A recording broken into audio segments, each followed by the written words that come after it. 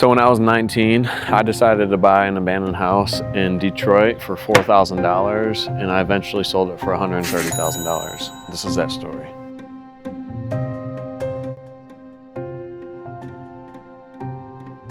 I didn't have like renter's history, or I didn't have any sort of networking system. Like I grew up in foster care, so I didn't have my parents to help me finance something. I really didn't like the idea of renting because of not feeling solidified with where I was living. And I also wanted to own it. That took me down this idea of, what if I just bought a house that was all dilapidated and I just fixed up?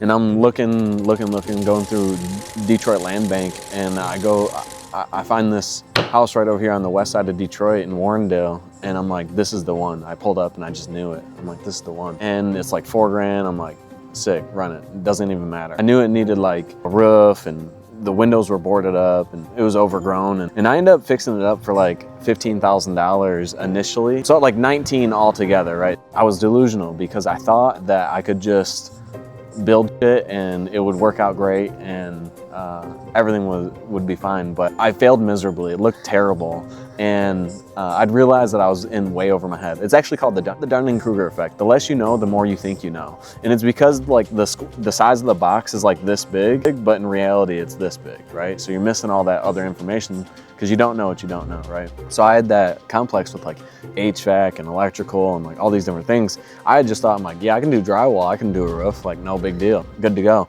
So fast forward like 6 months, and I'm like heating the house with the stove, like a wood burning stove and the normal stove. And it's like the fire department's getting called on me and shit, because like, you know, like it's fuming smoke out of the backside of my window, and they walk in, they're like, what the f, dude? Like, and they're like, I get it, you know, like I'm not gonna stop it, you know, like. So those first few months when I was initially fixing it up, those were honestly the most rough, because I'm like pooping in 5-gallon buckets, and you know, like I said, I was heating my house with a wood burner and a stove, and I was constantly running into problems. Like the battery out of my truck got stole 3 or 4 different times. My catalytic converter got cut a couple different times. All of the tools that I was using to fix up the house got stolen. It just seemed like I was getting beat down at every other step of the way. So there was definitely some highs and lows to it, but thankfully after like the first year, a lot of that stopped happening because I grew a great friendship with my neighbor Melvin. He's like this 75-year-old OG, like neighborhood OG. My name is Melvin Virgin, Melvin Douglas Virgin. I live at Detroit, Michigan. I had the opportunity to meet a young man named Eric Mocha. Yeah. That I admired. I truly admired the young man, okay? When I met him, we had got to be good friends. And you know what that guy did? You know what Eric did? At his age, was up on his roof, fixing the damn roof.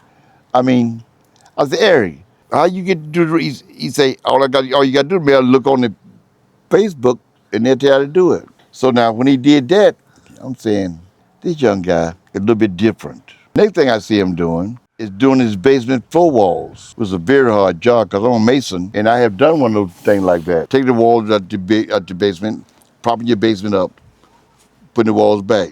It's very hard to do. Young boy was doing that. And I'm saying to myself, is he gonna stay there? Because now he put money in it. So one day we was talking, I said, man, let me see inside. And I went inside his house. This young guy had remodeled that whole inside of that house. I mean, nice. I'm not talking about bullshit. I mean, the kitchen was nice. I was very impressed about that. I've never met a young man, a white boy, that I admired and I like him. All right, gentlemen, good evening. Thank you, Melvin. So, like I was saying, I initially fixed it all up, and it was a terrible remodel. And I had realized almost immediately after that I had to study correctly and learn the right ways to do things.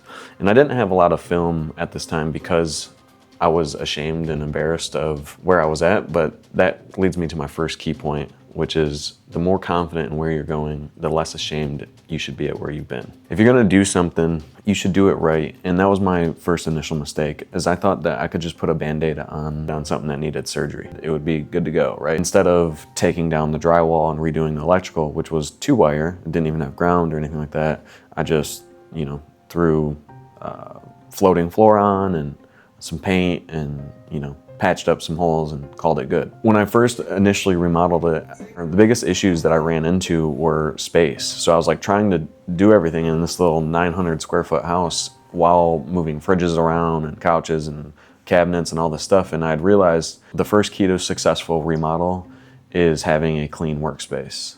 And that made me realize if I'm going to remodel this place correctly, then I'm gonna need to build a garage. So I had to tear down the old garage. Thankfully I had this old dead tree, so I just let the tree drop on it and it demolished that way, and then I just slowly burned it over the next couple of weeks. So the cost of the demolition was virtually nothing, just time. And then once I had the old garage destroyed, I started the framework for the new garage, and then I had this like crazy idea to just make it a barn. So I've always wanted a barn, and I'm like, what better to do than put a barn in the middle of the hood? From there, I just hired all my friends, just taught them because I was learning on YouTube previously, so I just hired all my friends and taught them as I went. Which, by the way, if you're gonna do this project on your own, I think you should take at least a couple days before you start the project to go over with all your buddies how to actually do these things. Because if you do it in real time, you're gonna lose your mind. But you'll build patience too, so there's a caveat to that. But yeah, I just taught them as we went, and we got the barn up successfully. And as soon as we got the barn up, I started planning for the entire house. When I tore down all the drywall in the basement, I had realized that the basement foundation needed to be redone, and that was a nightmare. But it was also the best thing that could have happened to me, because it showed me how capable you can become when you're truly fixated on overcoming any obstacle. As soon as I got the barn up, I had a foundation company come out, and they quoted me some like $50,000 to actually rebuild my basement walls. And I'm like, all right, well, I definitely can't do that right now. So, what other options do I have?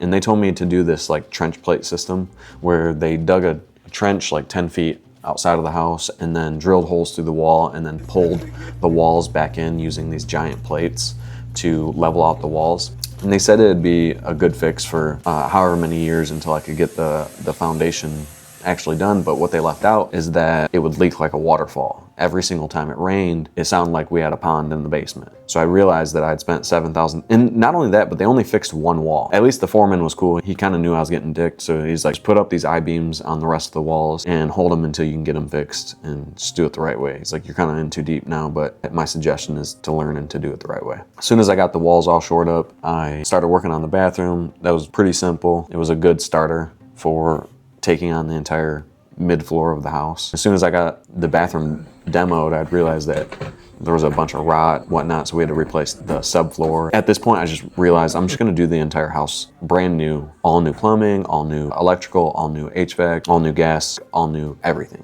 Essentially, the only thing that was kept on the house was the siding and the studs, the wood. As soon as I got the bathroom done, it started to feel like, a lot more like home, because you can at least shower and poop in peace, even though the rest of the house looked like shit. I then formulated the plan to do the rest of it, and I started taking down my old work and got to town. When I was doing the middle floor, each of the rooms took me about a week a piece to do start to finish. The bathroom took me about a week to do start to finish. The bathroom was like $7,000 altogether, or $6,000 altogether.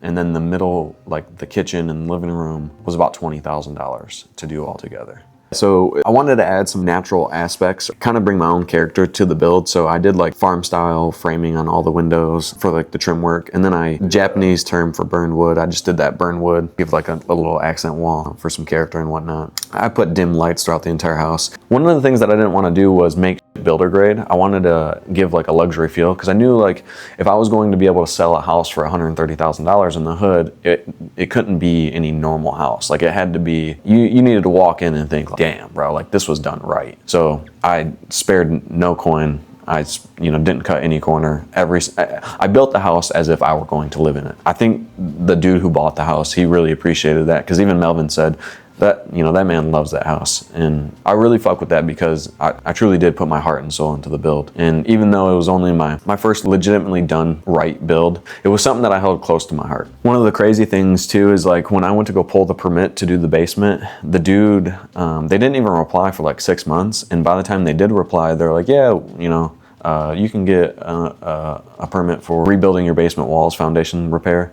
And I'm like, oh, I already did it. And he's like, what? And I'm like, yeah, here's, I'll send you the YouTube video. And he literally passed the inspection just based off the YouTube video because how thorough I was with it. And like, I sent him the building plans and whatnot. So overall, I would say this experience is one of the best things that's ever happened to me and ultimately guided me down a pathway of independent liberation. And yeah, I spent an extra 20K learning from my own mistakes, but now I have a priceless skill set. And yeah, I lived in a shitty house in the hood, but I also had no bills for 7 years. I think what it comes down to is what you're willing to sacrifice and if you truly believe in your vision. And I did. If you enjoyed watching this part of my journey, stay tuned to see what I did with $130,000.